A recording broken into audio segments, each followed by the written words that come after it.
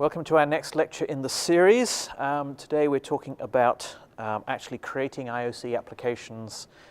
So we're actually starting from actually going to be compiling code today in the exercises. Basically talking about how we classify different IOCs, different kinds of IOCs, and then show how we go through and creating new IOC applications, which is a build tree that will build the source that you actually want to include within your IOC. And then how we run that on various platforms and show some of the interactions with the IOC shell, the commands that you've got available on a running IOC. Reference information for this is available in the Application Developers Guide, which you can find from the EPIC's homepage under the specific release of base. So 3.14.12 nowadays is the one that we're mostly using. And then click on EPIC's Application Developers Guide on that page. So what does an IOC, input-output controller, do? Well, normally, as it would be obvious from the name, it does input and output to attached hardware. But then it can also do input and output to soft devices, internals, process variables which it has within itself. So it associates the values of the process variables that it stores with the results of the input-output operations. And then it can do other things based on that data, sequencing operations, closed-loop control, and various other computations as necessary. And we distinguish really between host-based and target or embedded IOCs. So a host-based IOC is one that's running in the same environment that you compiled it usually on your workstation operating system of some sort probably. It's using native software development tools, the compilers and linkers that are for itself. Sometimes we call that a soft IOC because it isn't directly connected to hardware usually. And as far as is concerned in this environment, an IOC is really just a program like any other that runs on the machine itself. And so you can have many IOCs running on that single machine. There are complications when you do that in some circumstances, but you can just run it as a regular program. The target IOC nomenclature is really one where we're talking about running in a different environment than we built it. So a cross-software development tool, and usually that's going to be for operating systems like vxWorks and Artems, but we also can do cross-development for Linux. There are a few IOCs running out here that run on Linux ARM processors that don't have their own compilers on them, so we actually do the cross-compilation on a Linux host and download it to the target Linux box. It's only a small box, and it can run. You can run the code there. There are even people who build code to run on iPhones and iPads. So iOS is one of our target architectures that we support, but that's a fairly limited usage still. The IOC itself, on these circumstances, usually boots from some medium, either a network or a flash memory, something like that. And in most cases, it's the only program that's really running on the machine. Now, that's not necessarily completely accurate, but it's generally, that's the purpose of the machine, to run the IOC code. It's not really intended to be doing anything else at the same time.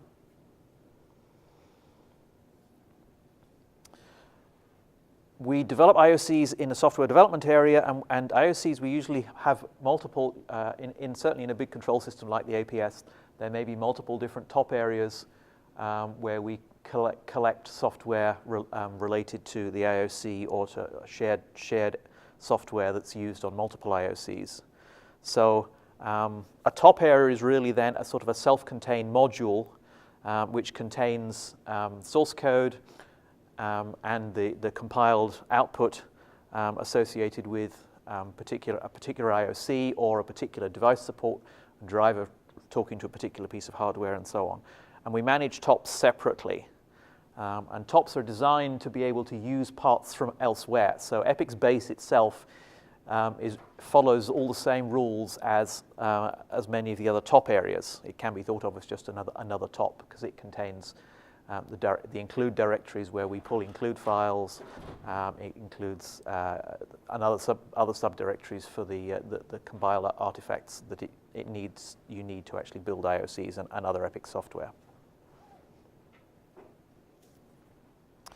Epix does require the GNU version of GNU Make, and within the top area, then almost every directory contains a make file, which GNU Make then uses, and it recursively descends through the directory tree when it actually wants to build this stuff, and then Make itself is responsible for working out if it needs to recompile things or to build things that don't exist yet, and so on. And then so we provide a fairly comprehensive and complex build system, which contains all the rules necessary to tell Make how to build things on particular architectures. Things are different on Windows than on Linux, and so on. And so we use various different compilers according to the particular architecture that you're building on. So on Windows, you have a choice, but the default that we use, the standard, is always the manufacturer's default. So on Linux, it's GCC. On Windows, it's going to be the Microsoft Visual Studio compilers and so on. But you can switch to others if you want to use those tools. So those are the kinds of tools that we use, the standard GNU Make, and Perl is the other main. This lecture, we're going to go through step-by-step instructions on actually how we go about creating an IOC application top area to run on our host machine.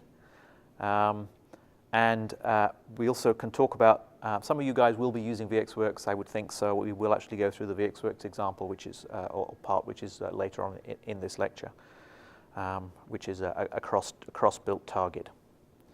But each example begins with running a program called makeBaseApp, which is a script written in Perl. It's provided as part of Epix Base, and its purpose is to populate a new top area or to add files, add new directories and files to an existing top area. It does require that you have your Epix host architecture variable set. Epix host arch is an environment variable which tells the build system what kind of host it's living on. So it usually contains things like Linux x86_64 or Darwin x86 for Mac OS or Win32 x86 and so on. So that basically is the fundamental operating system and CPU architecture, which is what we use to distinguish between our different kinds of things that we actually build for. And so makeBaseApp then creates different directory structures based on a template that you tell it that you actually want it to use. So we have templates for building skeleton IOCs, but so the IOC template is one of the common ones.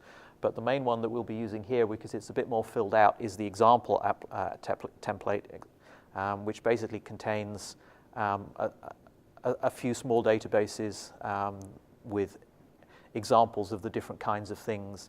It has a state notation language program in it, and so on. So how do we actually create a new top?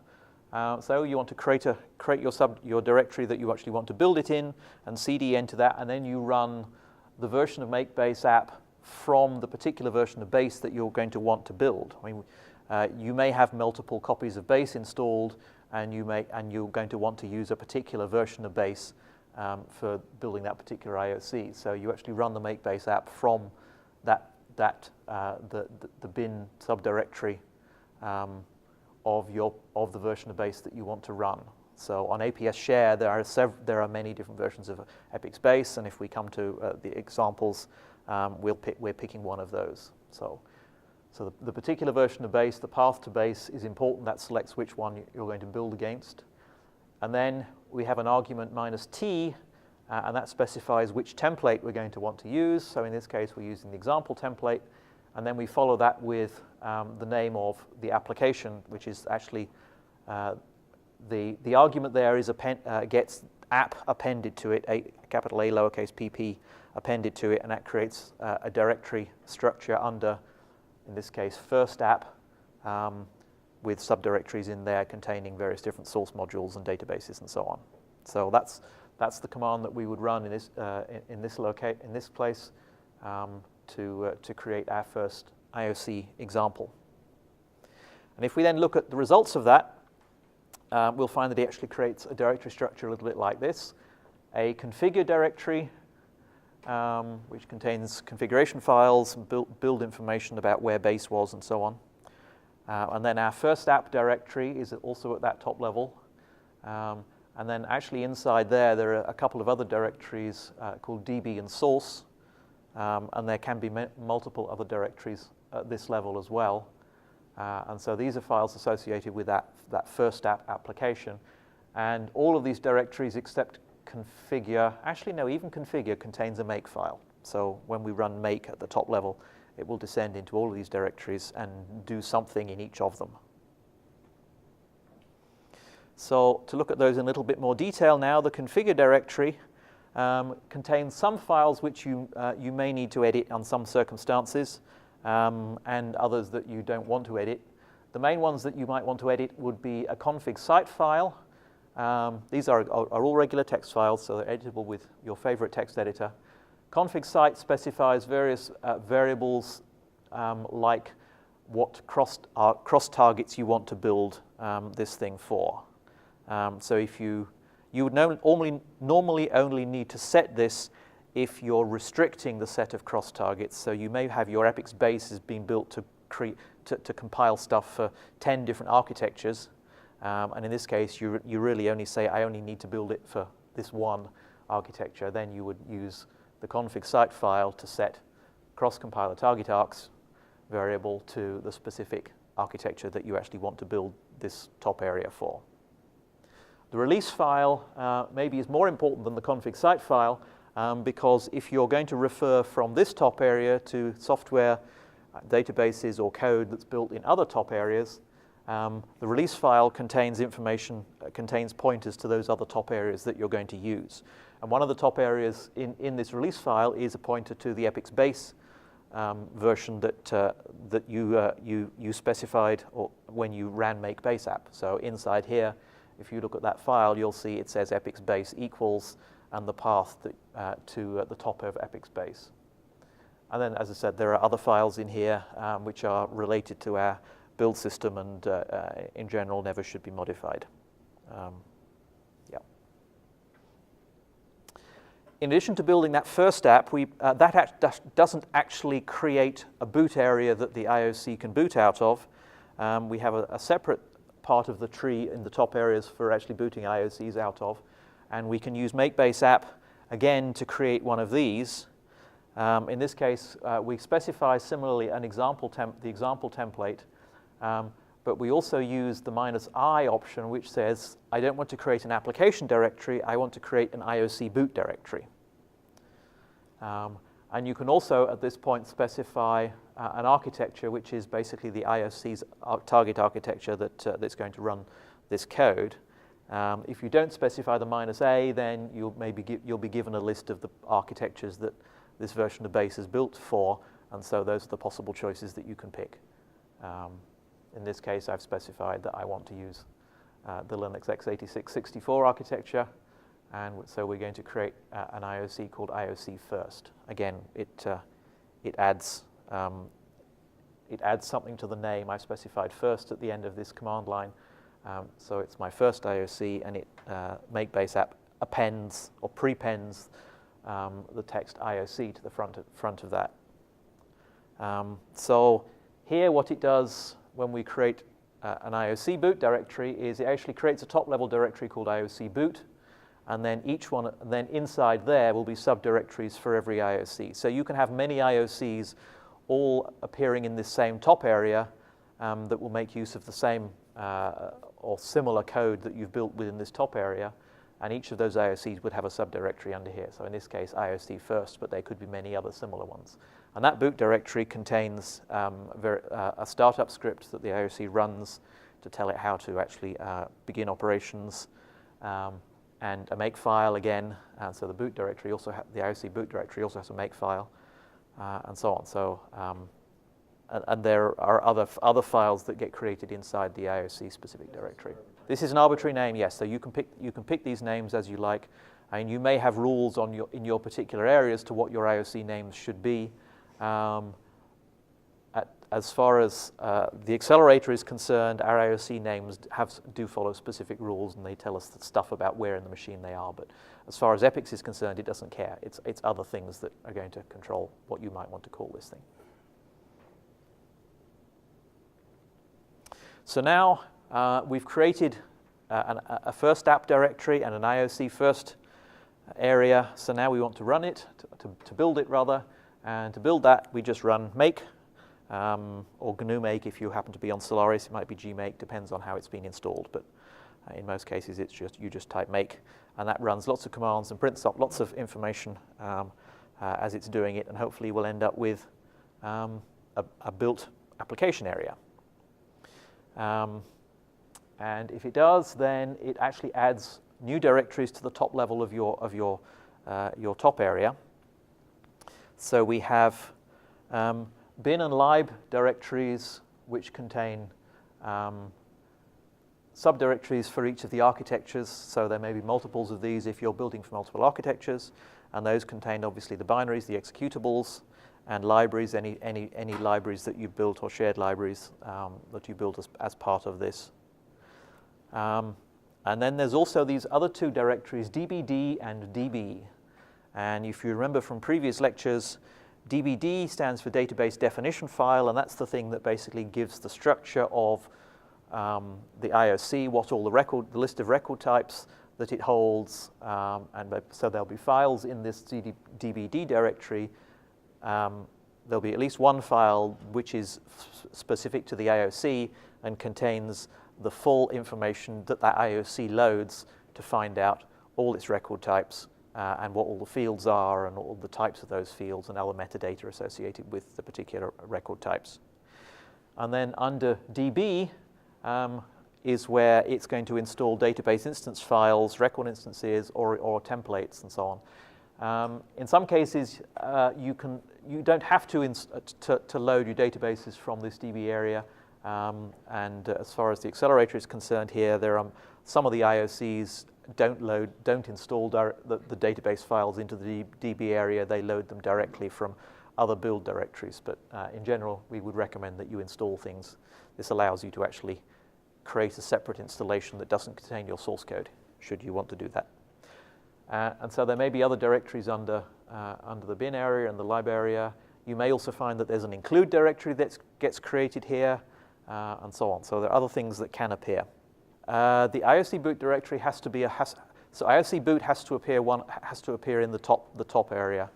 And in fact, strictly speaking, it doesn't have to, but you may have to edit paths and things. You'll find things won't necessarily be correct if you have it elsewhere. So that's where the default is, and if you move it, then you might be making work for yourself.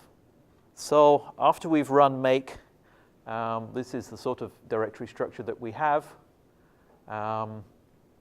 We have a configure directory that has a whole load of files in it, including the release file, and then our first app directory that has some subdirectories db and a makefile in that area, and a source directory, and we're not seeing the contents of those on this slide.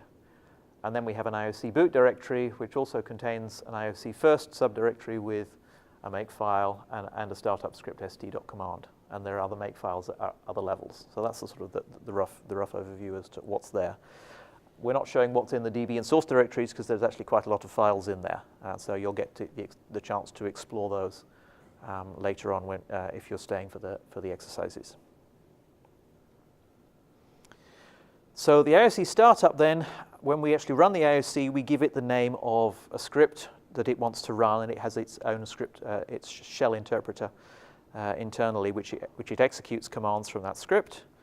vxWorks IOCs usually use the vxWorks shell to execute those, but other IOCs use our internal IOC shell. vxWorks can also use the IOC shell if you want it to. But normally we use the vxWorks shell for most parts of that.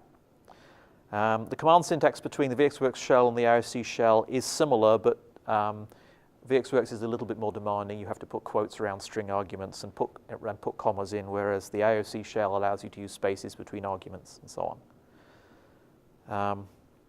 This script, the startup script, was created by our makeBaseApp-i command, and in most cases you're going to actually want to edit the script and add commands to configure your hardware that you want to talk to, start up any sequence programs, if you need to connect to a log server, and so on. So there are things that you would need to edit inside that startup script. And here we have an example. It's a bit small, but we'll go through it in a little bit more detail this is the example application script. It basically has, it pulls in some definitions from a file, a generated file called env paths. It does a CD to its top area, then it loads databases and or the DBD file, runs a register command associated with that DBD file, loads a whole load of record instances, and runs an IOC init command, and then may start sequences after that. So let's look at that in a little bit more detail. We start with your regular Unix shebang line, which has the path to the binary that we want to run. Now, the startup script is not usually executable on Unix, but all you have to do is do a chmod +x to make it executable, and then you can actually start the IOC by just running /st.cmd. And then that will find the binary using this shebang line and execute the application and feed the startup script into it properly. Different architectures, obviously, the part after the bin will be different. If you used a different name, then the command name will be different, and so on. And after this line, anything else beginning with a pound character or octothorpe or whatever you want to call it, hash character, that are comments. And you can freely put comments in the file.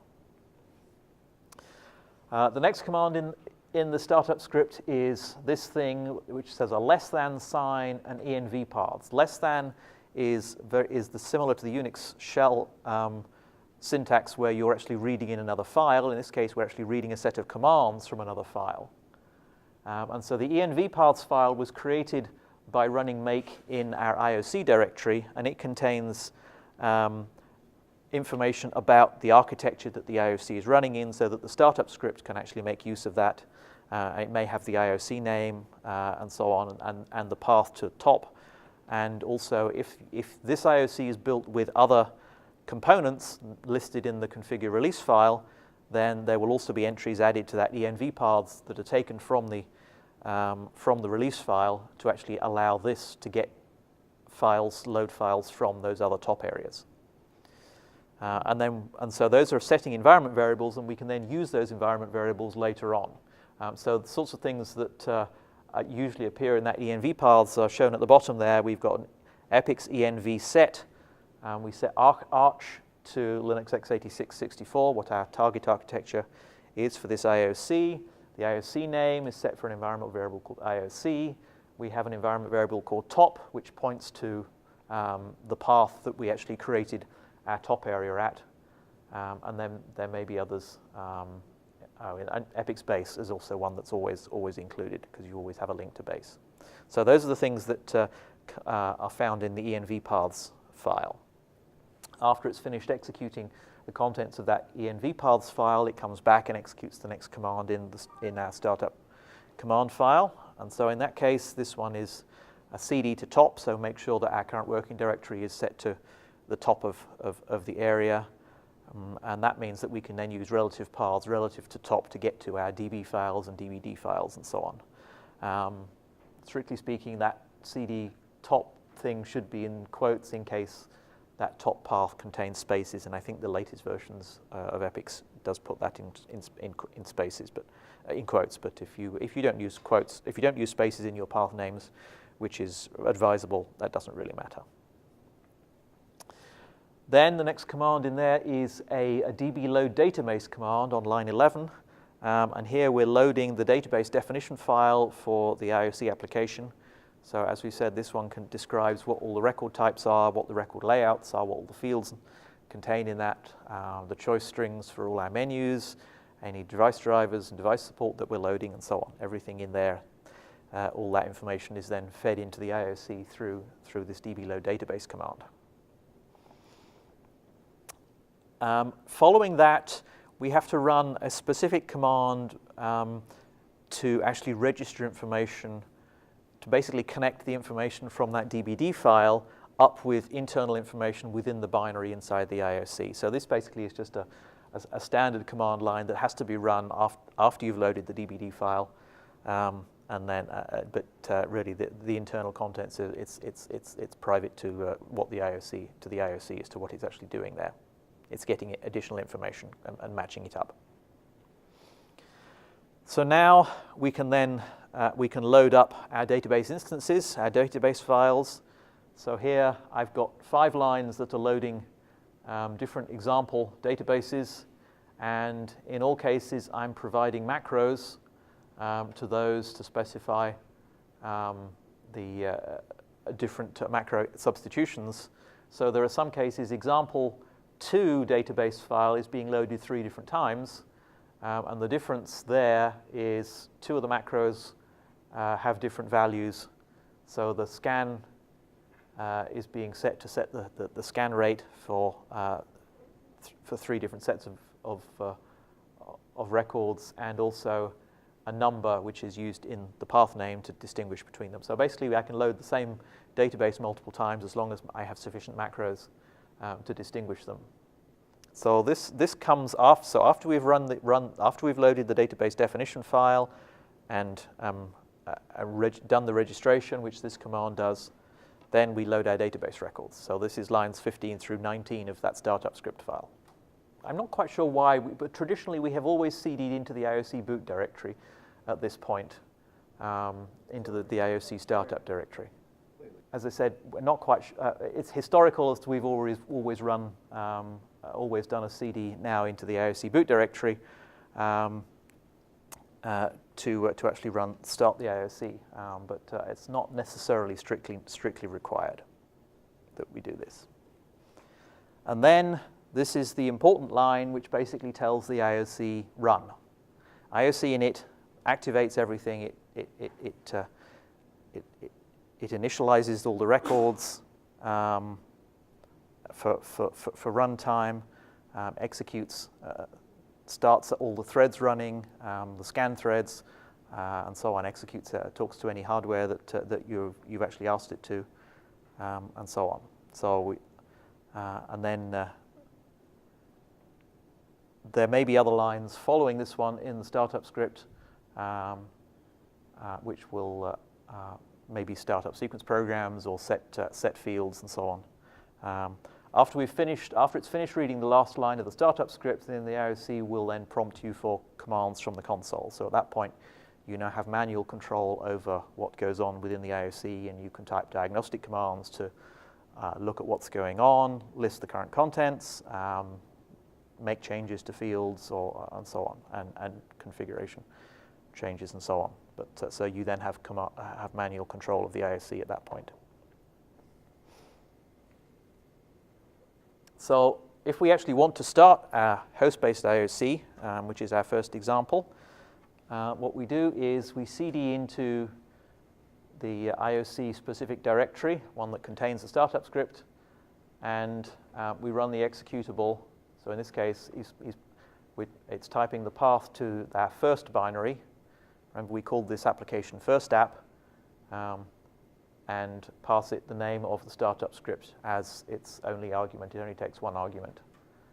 As it reads and executes those commands, it actually prints them on the console, and then when it's reached the end, then as I said, it will actually prompt you. You'll get an epics prompt, and then you can type additional commands. So this is what it looks like at the end of the IOC init session. IOC init results in it printing information about the particular version of base that it was built on.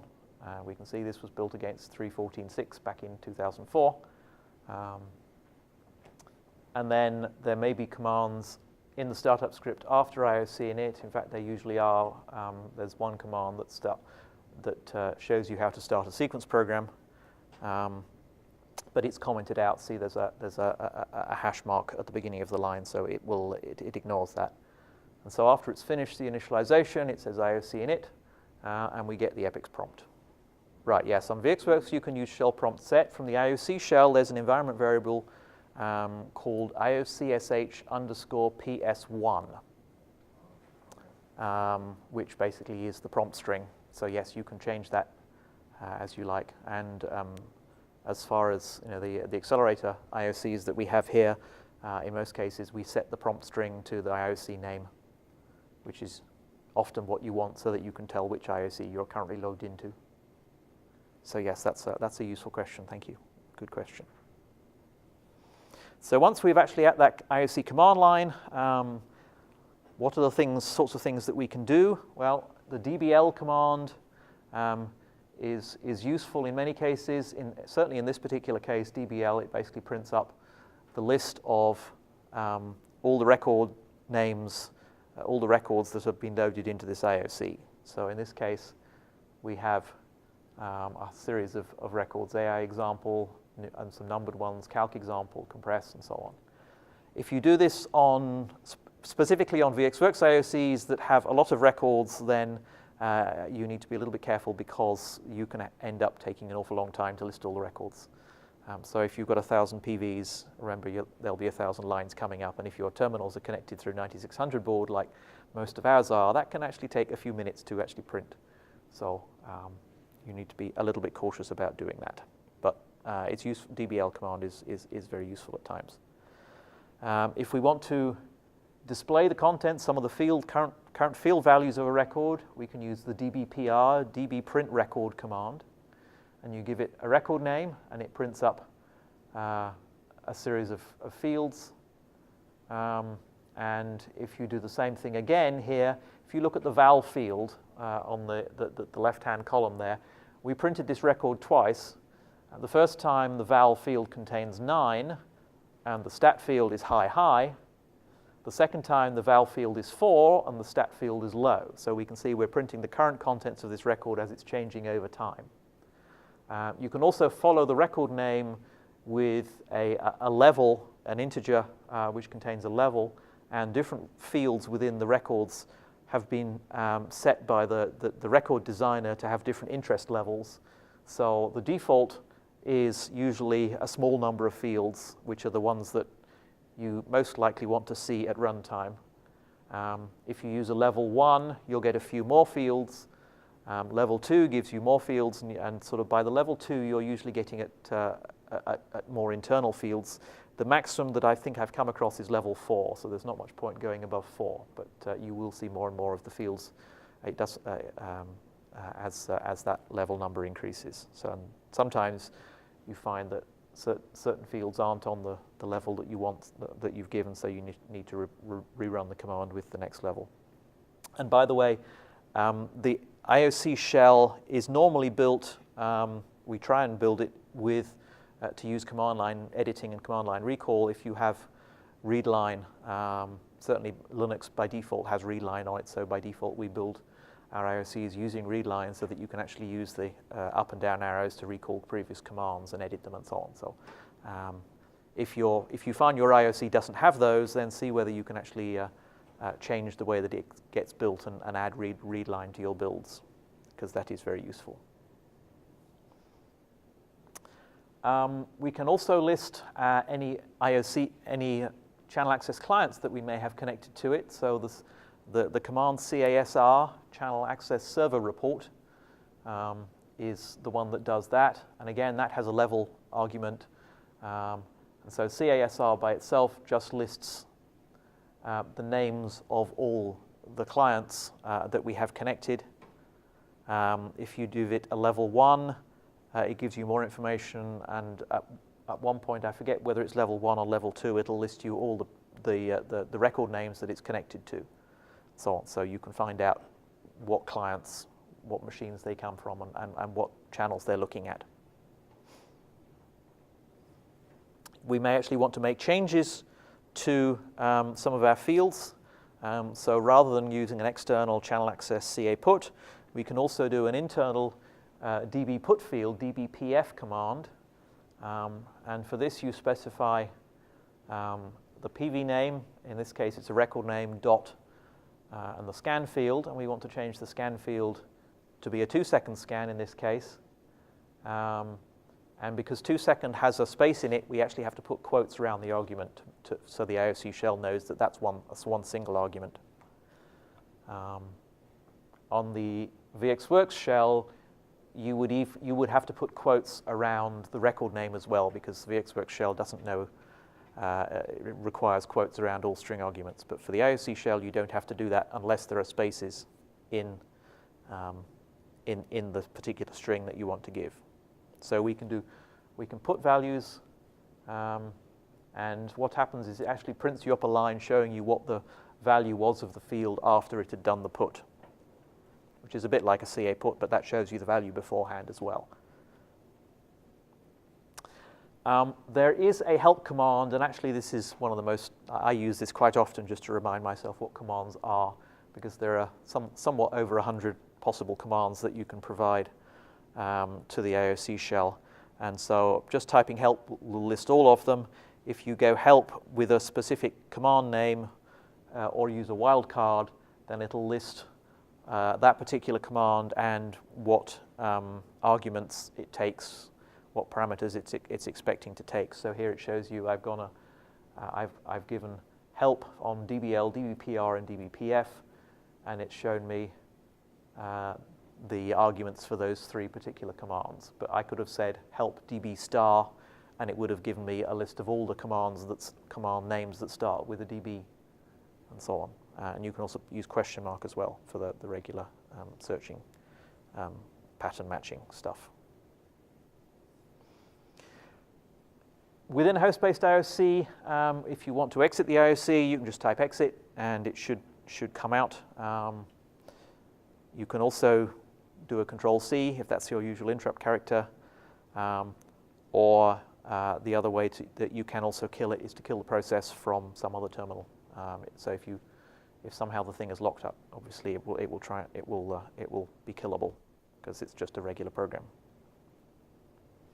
That's the sort of the overview of the host-based IOC stuff. We'll now go through similar sorts of stuff for vxWorks IOCs. It's mostly very similar. The only difference is that we're going to specify, in this particular case, we're building for an architecture which is vxWorks-68040. So instead, previously we said Linux x86_64. In this case, we're building for a 68,000 based vxWorks IOC, but otherwise it's the same.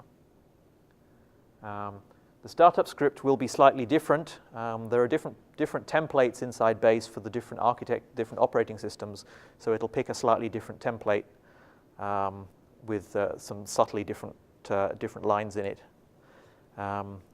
Mainly because the vxWorks IOC is using the vxWorks shell rather than the IOC shell, but as I said, you can actually use that. And also because the vxWorks IOC, when it starts up, doesn't actually have the binary code in memory at the time it starts. So one of the responsibilities of the startup script is to actually load those binaries from the disk. Usually it's a network disk. So whereas the host-based IOC, it has all the binaries built in, the vxWorks IOC, we actually have to have a command in there to actually load the binary executable files. So here's the start of vxWorks startup script, and as I said, things are slightly different. We start with a cd commands file instead of the env params. They're slightly different, and there's also a commented out one for NFS commands.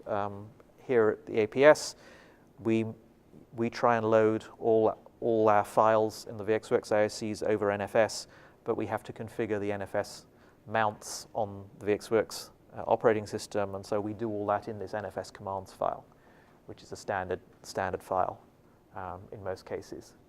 And then we have some other things that are slightly different. Actually, I'll go through those in detail. So one thing to note, there is no shebang line at the start of the script because we can't start that just by executing a script. vxWorks doesn't have the ability to execute scripts in quite the same way. As I said, we have this cd commands file that we're using in the script rather than the env paths. And in most cases, instead of using environment variables, we're actually assigning variables to vxWorks shell variables, which changes the syntax that it uses slightly later on. So instead of using cd to top inside squiggly brackets, the top macro, we just use the variable named top, the vxWorks shell variable called top, and that contains the string that's the path to our top. So we don't put quotes around anything like that. That's just using a variable which contains the pointer to the character string that contains the path.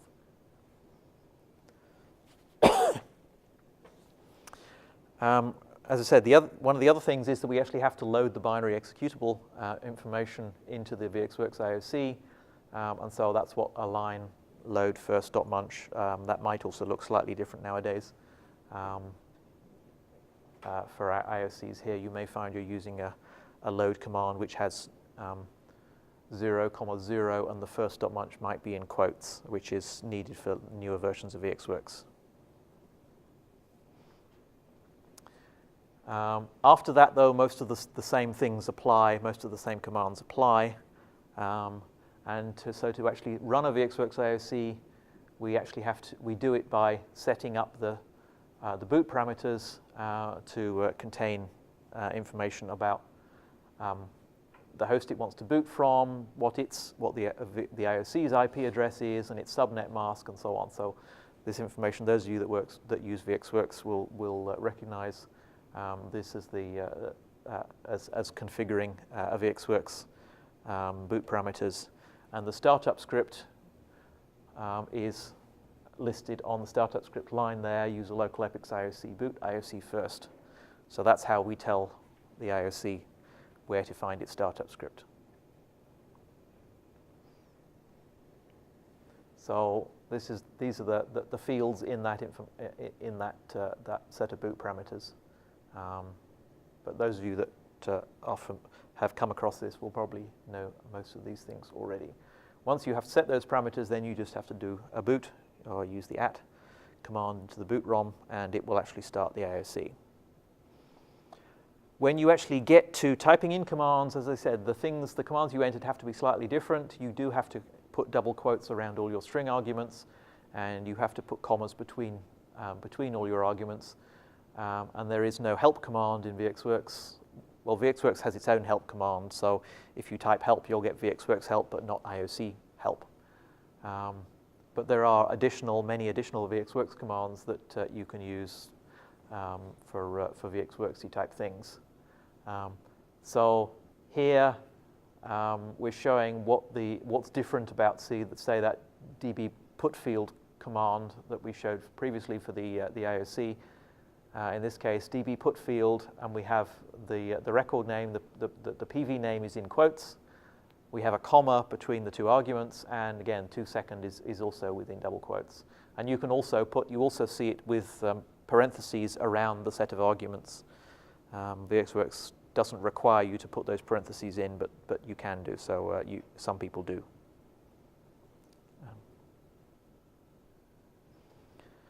So we can build IOC applications that are running on a host or on some embedded cross-target, and we use makeBaseApp to create the application modules and the IOC startup directories. Remember that the release file in your top configure release specifies locations of other top areas that actually need to be used by this. One of the main ones is epic space, but you may find the sequencer is listed in there, and links to other device support, other modules containing device support, and maybe even records and so on. The IOC boots from a file in the IOC boot subdirectory, IOC name, st.command file, and that contains the startup script. You do have to have the GNU version of Make to be able to build all this stuff. And from vxWorks, we use the vxWorks shell. You can also start the IOC shell from within vxWorks. You just type IOCSH, and it'll give you that familiar epics prompt. And then you do have help available to you, by the way. For more information on this stuff, go to the Application Developers Guide, and there's lots of stuff about there, including a list of all the commands that are available at the IOC shell and vxWorks shell. So that's a useful resource to look through if you're going to be working with IOCs. And that marks the end of this particular lecture. Do we have any questions?